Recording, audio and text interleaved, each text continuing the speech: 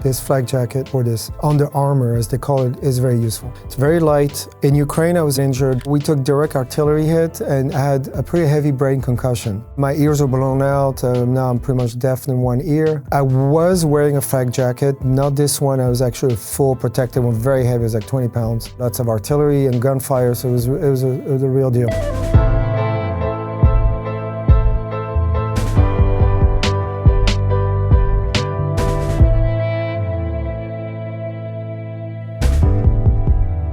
Hi, my name is Jonathan Alpeyrie. I am a photojournalist, and today I'm going to introduce to you guys what I travel with. I've been a photojournalist since 2001. I've covered 15 conflicts, whether it was Afghanistan or Iraq. The conflicts I've covered the most was Syria and Ukraine, and Gaza being the last one. I was injured twice. I was kidnapped and I was tortured for a long time. Beyond being a photographer, I really see myself as someone who embeds himself in historical moments to bring them back to the general public. What I'm really interested in is to show how that great human experience shapes us every day, whether directly or not directly. And to me, that is the main purpose of the photojournalist, and that's very important to understand why I'm doing what I'm doing today. My packing has been the same for 20 years. Camera, flak jacket, phone, bag, computer. Why you see little on the table in terms of equipment has a lot to do with my nature in terms of very much being a minimalist. So originally, when I started my career, I was a Nikon guy. And I would say about 7 years ago, I moved to Canon because I like the format. I actually have two bodies. In case one breaks, I always have a second one. It's discreet. You can almost look like a tourist. I never use the screen. I always put my eye directly on this. I also shoot always manual. I shoot manual because I don't want to be lazy in terms of my skills as a photographer. I need to know my camera very well, and I need to measure the lighting, and I need this to become second nature. Obviously, you could shoot automatic, but it's not the same result. Like, you cannot really play because the camera decides for you. So I think it makes you a better photographer. This lens, which I've had for a long time, is a prime lens, a 51.2, the only lens that I use. And I've used this for years. It captures lighting like no other, especially in a dark circumstance, which I love. I never use flash, always natural light. I've shot combat with this. I've shot portraits, I've shot nature, I've shot everything with this. Sometimes I'll use a 35 1.2, which I do not have. It was destroyed in an active war zone, unfortunately. I'm thinking of getting it again, actually, just to get a little bit wider, and especially in tight quarters, because with such a lens, the most important thing you have to know is distance. If you're in a close quarter, it gets a little tight. So you need to know your distance between yourself and your subject, and that's crucial. And this does everything for me. And it goes hand to hand with the fact that I don't want to be carrying around a bunch of lenses. I don't like that. I've had 200 millimeter or 300, I've done that. But I didn't like it. They're quite heavy, and you have it on the side like this. You know, you have to hit the ground because there's always artillery fire and it gets busted. It's not practical. But the lens is where you want to spend your money. This was, I think, $2,500, but you need this or something equivalent. The body, you can pick and choose what you want. I used to shoot wide angle, like fish eyes, but when I look back at my photos from back then, I don't like any of them. I don't like the round edges and stuff like that. It doesn't work. The photos that win prizes, in my opinion, are the ones who, tell a story, but they're the ones who are a bit like paintings, just beautiful composition and lighting. And you can do that with this. With a 16 millimeter or 28 millimeter or stuff like that, it's, in my opinion, a bit too spread out. That's just the extension in order to put the lens on the body. Otherwise, it doesn't match up. It's a bit top heavy. That's the only problem. The extension there is one of the reasons for it. Usually the way I do it, I just go like this. So also it doesn't get stolen. So I just have it in my arm. What I mean by top heavy is that if you spend a lot of time going like this and you're waiting for something and you're trying to be patient, sometimes it's a little heavy there. But, for me, you get used to it. I keep it pretty clean. It's like velvet almost. Feels like a rug on the inner rim. There's always dust that gets here. I actually bought a beautiful lens in Afghanistan during combat operations because the dust in Afghanistan, sometimes it will get anywhere. And I was trying to focus and there was dust that got in and snapped the actual interior and broke it. And just because of the dust got in it. So you got to be real careful with that. But mostly what I try to do is really think about the frame, more of the composition, even like little details. Could be inside a room where guys are getting arrested, for example. I'm thinking of something that happened in Ecuador. While the guy was being arrested, one of the police officers was capturing a small alligator crocodile that the drug dealers had as a pet. What I'm really looking for is weird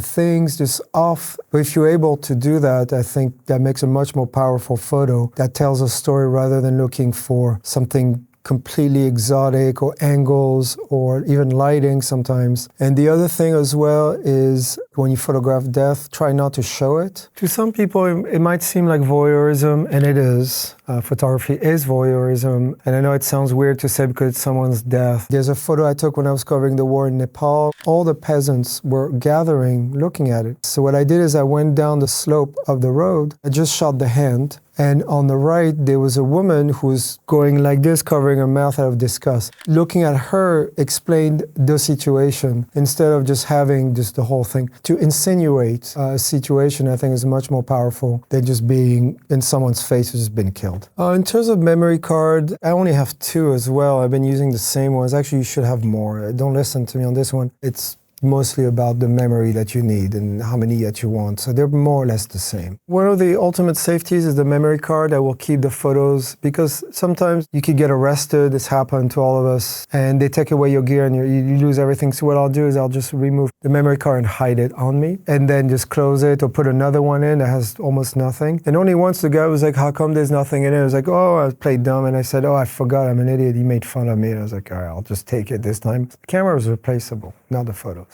I also take very few photos. For example, I'm going to be shooting in Holland for 3 weeks. I will take just a few hundred photos. For a lot of photographers, that's not very much. And that's mostly because I don't like to do very wide editing and just spend hours going through photos that might be very similar from one to the next. And the idea is to think ahead of time what you're looking for, what you want, what you need. And once you're able to do that, to anticipate your work, and I know what I like and I know what I want, I will anticipate before even I press the shutter. I think if you press the shutter and you take 50 photos in the same circumstance within a few seconds, yeah, sure, you might get what you want, but it's not the same. Just to get that one shot or a couple, I think, makes it special. Once my workday is done and I need to file that evening, the first thing I do is recharge the batteries. You need multiple packs, otherwise you run out within half a day if you're shooting constantly. So what I'll do is I will download the photos directly into my laptop here. There's a very famous photographer friend who told me it's better sometimes not to look at your photos for a week, a couple of days. And this allows you to mature the photos in your mind while that time frame is happening.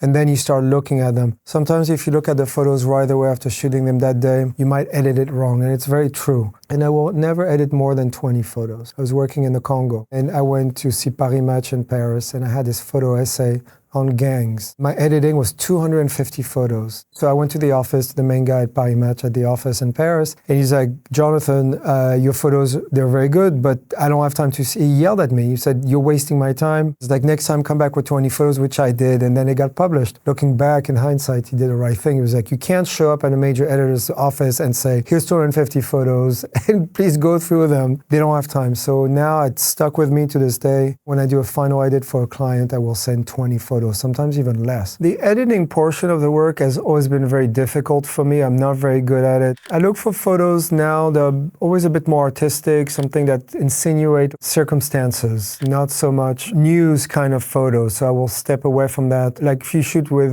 Bloomberg, for example, they'll want hard news photos, and they'll want a few that are artistic that you like very much because it's personal. They usually don't get published. Rarely. They'll publish the photos that are just simple, tell that story. So you do both. You have to measure a bit how you edit depending on the client that you have as well.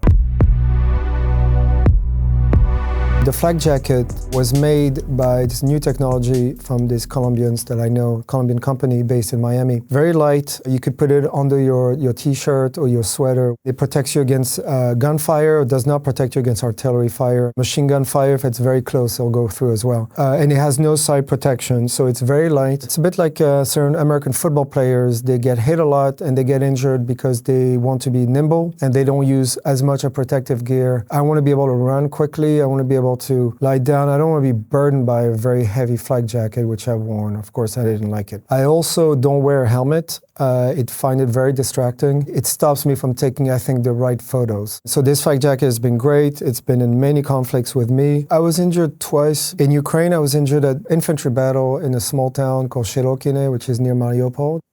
This is a combat photo. I was with the Ukrainian forces and we were attacking pro-Russian troops. And I took the shot when the RPG warhead just popped out of the RPG-7 equipment. And you could see all the dust and everything that just spurts out as the weapon triggers. And then I was injured maybe 30 seconds after this. We took direct artillery hit and had a pretty heavy brain concussion. The shell went through the roof. Luckily, didn't get any flesh wound, but my brain hit my cranium very hard. My ears were blown out. Now I'm pretty much deaf in one ear. I couldn't walk for a few days. My brain was a bit damaged. And I had memory loss for 6 months after that. That soldier had nothing. He was lucky. I was wearing a flak jacket, not this one. I was actually a full protective one, very heavy, it was like 20 pounds. The second one, I took a little shrapnel in the face in 2022 in the south of Ukraine. A very small piece, it's no big deal, but on the side.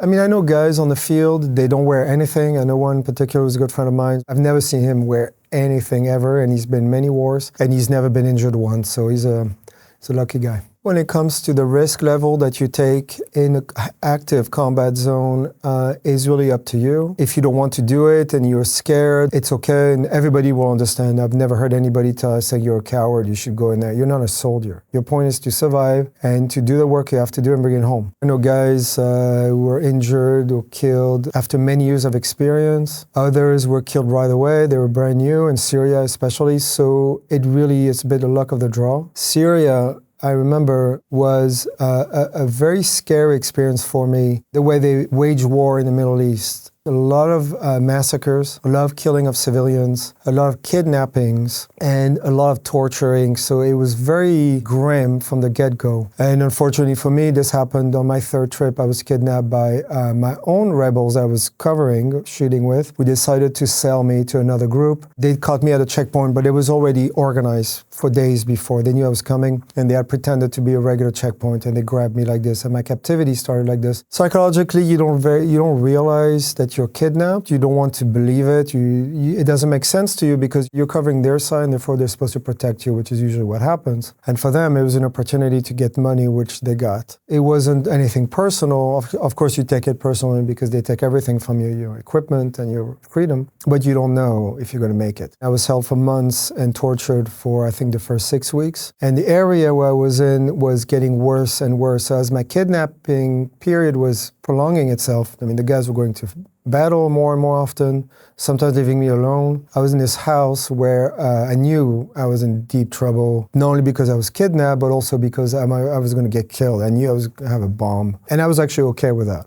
I didn't want to be kidnapped anymore, so ending it like this almost felt comfortable. At least it's over. But, I got out, so I got very lucky. People react differently once they're out. Some people go back to their normal lives, others change. Personally, when I came back, I went to Egypt quickly after because there was a lot of riots, and I went back into it because I like to face my demons, so I had to test myself and see if I still had it in me. So I was more uncomfortable in the Middle East. I brought back a lot of bad memories. It made me pretty anxious to be working there. I did what I had to do and I came back. But you never remove them completely, you never forget. So there's always a percentage, a last layer that remains. That was very helpful to just keep going there. But the line in the sand is I will not go back to Syria. A lot of photographers, they want to try photojournalism and conflict. Conflict is really kind of like the tip of the spear in photojournalism. It's just that little extra. And they try it, and many, they don't want to do it because it's not for them. But one way to find out is to experience it yourself. What it felt like, what it smelled like, the sounds, the experiences, how you deal with it personally. And for me, it became a very easy choice. And in that year, I covered 3 different wars. Then my career really formed and became compact that year. So donkey is very popular amongst photographers in general. It's very sturdy. It's not cheap. Protects water.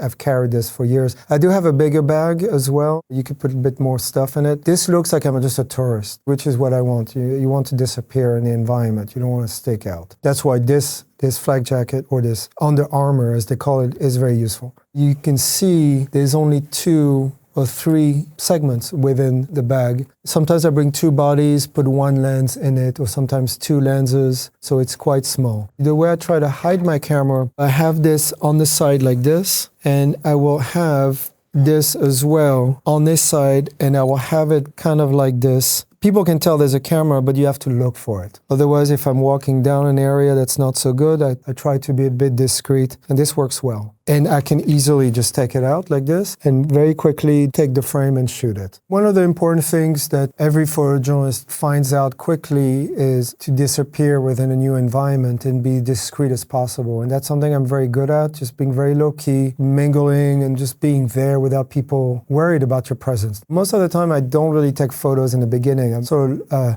look around and see how things are, and then I will start taking photos. You want people to be comfortable with your presence. If you're in someone's face right away, you get beat up or killed or camera destroyed. It happens all the time, so you got to be careful. I started early in my career doing a lot of wars in Africa. These are reinforcements of Oromo fighters coming through northern Kenya. It was very difficult because you had to walk for days, and I walked for weeks. I walked hundreds of miles with them. I lost 20 pounds. I mean, it's exhausting. You really have to toughen up, and you have to become like them. I mean, they're very skinny guys, right? They eat once a while. They can drink once every 3 days. So you have to become like them, but it was quite an experience. I wouldn't do that now. I'm too old for that now, but I was in my 20s, so that was okay. In terms of how to take photos, if you're in a trench in a war, there's a battle going on, the soldiers are not worried about you taking pictures. They're doing their thing. You do what you want. You know, I cannot please take a picture. They don't care. And the complete other spectrum is covering drugs. That's much trickier, in some ways more dangerous. You need to develop relationships over time, and they need to trust you, whether it's authorities or drug elements in which you're with. They agree to have you in there, and they know why you're there, because you should never lie to them. They'll find out. I still don't take pictures right away. You want to be friends with them. Obviously, I try to spend my time and just,